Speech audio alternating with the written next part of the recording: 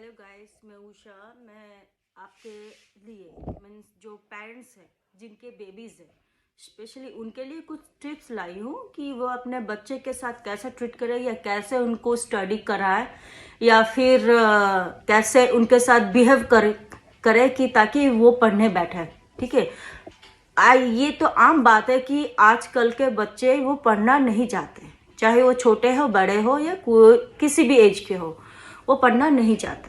ठीक है। तो आपको पढ़ाई को जिस तरह से कोई बच्चा खाना नहीं चाहता तो हम क्या करते हैं, उसके जो फूड को है खाने को उससे स्पाइसी थोड़ा बना देते हैं तो ताकि वो बच्चा खा सके। ठीक है। तो इसी तरह से पढ़ाई को भी स्पाइसी बनाना पड़ेगा। वो कैसे बनाना पड़ेगा? सबसे पहली बात कि बच्चा अगर बहुत छोटा है, जस्ट मीन 1-2 साल का है, ठीक है, तो वो तो खेलने की उम्र की ही होती है, या 2 या 3 साल का है। मैं 3 साल का पकड़ रही हूँ। तो 3 साल के बच्चे के साथ आप क्या करोगे? आप अगर कोई राइम्स पढ़ा रहे हो तो राइम्स को आप बैठ कर ना पढ़ाओ। सबसे पहली बात गलत बात होती है कि उसको बैठा कर हम पढ़ाते। उसको छोड़ दीजिए, उसको खेलने दीजिए। वो खेल रहा है, वो खेलते खेलते आप उसके पीछे रहिए। ठीक है। पीछे पीछे वो राइम्स बोलते जाइए, बोलते जाइए, बोलते जाइए। वो राइम्स सुनते सुनते 1 बार 2 बार, मैं ये गारंटी देती हूँ, अगर आप वो राइम्स कम से कम 8 या 9 बार या 10 बार बोलेंगे ना, तो कम से कम एक लाइन वो याद जरूर कर लेगा सुनते सुनते। और अगर यही राइम्स आप 15-20 बार बोलिएगा तो यही राइम्स वो याद भी कर लेगा। तो कितना इजी प्रोसेस है। हम बच्चों को बैठा के पढ़ाना चाहते हैं कि ना चलो पढ़ने बैठना सीखे, तो अभी हमें सिखाना नहीं है कि पढ़ने बैठना है। पढ़ाई को इंटरेस्ट के खेला के तरफ से, मीन्स जैसा गेम खेलते उसी तरह से पढ़ाई को आपको भी गेम के माध्यम से उसे ट्रीट करके सिखाना होगा। तो ये फर्स्ट पॉइंट हुई कि हमें बच्चे को बैठा के नहीं, उसके साथ खेल के पढ़ाना। अब रही बात लिखने की, तो लिखने के लिए भी आपको एक सिंपल सा तरीका बोलते हैं। बच्चे को जब पकड़ के लिखवाओगे ना, आप हाथ पकड़ के लिखवा रहे हो, तो कोशिश करिए कि उसका अपने लैप पर, मीन्स ये गोदी जो है ना, गोद बोलते हैं हम लोग, गोद बोलते हैं बंगाली में, गोदी बोलते हैं, और लैप्स बोलते हैं इंग्लिश में। तो इस पर उनको बैठाइए, उस तरह से इस तरह से करके बैठा के उसको पकड़ के उसको लिखवाइए। ठीक है। दूर नहीं, अपने गोद में, ताकि उसको एहसास हो कि माँ उसके साथ है, माँ भी उसके साथ गेम खेल रही है। ये गेम है, ये इमोशनली कनेक्टेड होती है। ठीक है। तो फिर आप उनको बैठा के कॉपी पे लीजिए, वो जैसा भी लिख रहा है उसको हाथ से पकड़ा के आप लिखवाते जब वो देखेगा कि मैं गलत कर रहा हूँ तो फिर बोले ए क्या ये तो गलत हो गई, ये क्या ये तो ये होगा। और अगर वो अच्छा लिखता है तो फिर बोलेगा वाह मेरा बेटा तो बहुत ही अच्छा लिखा, बेटा हो या बेटी कोई भी। ठीक है। मेरा तो बेटा बहुत ही अच्छा लिखा, वाह मैं तो लिखना ही नहीं जानती थी, मेरा बेटा इतना अच्छा लिखता। तो वो जो इनकरेजमेंट है ना, वो एक बच्चे को बहुत जरूरत है। और पढ़ाई को ऐसा कर दो कि ये पानी है।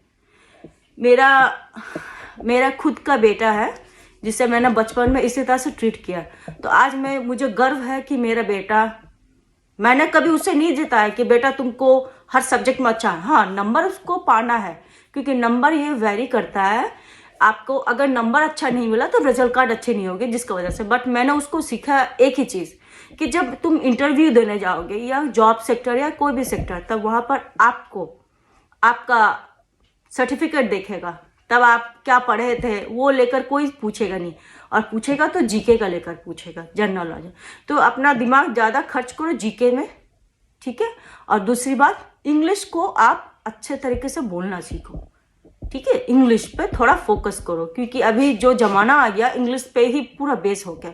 अगर आपका इंग्लिश स्पीकिंग ठीक है ना, तो आपके लिए जॉब ओपन है। अगर आपके लिए इंग्लिश स्पीकिंग नहीं है तो फिर जॉब नहीं है। मैं खुद ज़्यादा पढ़ी लिखी नहीं हूँ, बट मैं नर्सरी में पढ़ा चुकी हूँ और मेरे बहुत सारे स्टूडेंट थे, और मैं स्पीच थेरेपी भी कराती थी, क्योंकि मेरा स्पीच खुद ही खराब था। जब मैं खुद छोटी थी तो मुझे इतना शेमफुल होता था ना कि स्कूल में जब बोलते थे कि आप, मेरा नाम उषा है तो उषा आप बताओ ये रीडिंग करो, तब मैं रुक रुक के बोलती थी, तो मुझे इतना शेमफुल होता था कि सारे फ्रेंड मुझे ताना मारते थे, तो मेरे आँख से आंसू निकलते थे।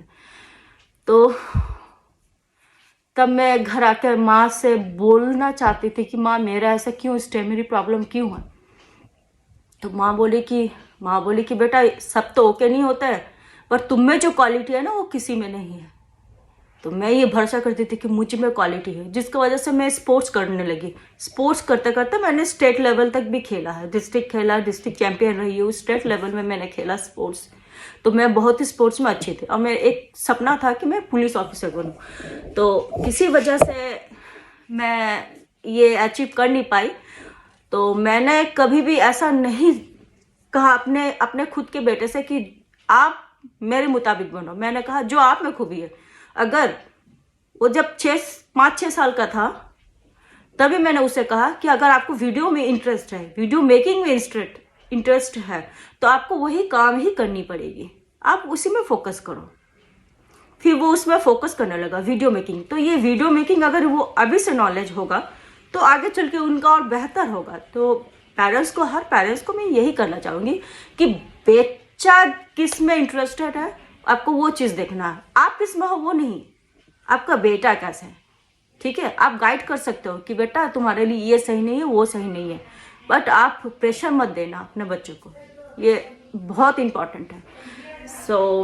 मुझे लग रहा है कि मेरी वीडियो आपको बोरिंग कर रही है, बट सॉरी, मैं बोर करने के लिए नहीं, कुछ टिप्स देने के लिए, पेरेंट्स को टिप्स देने के लिए ये वीडियो बनाई हूँ, ठीक है।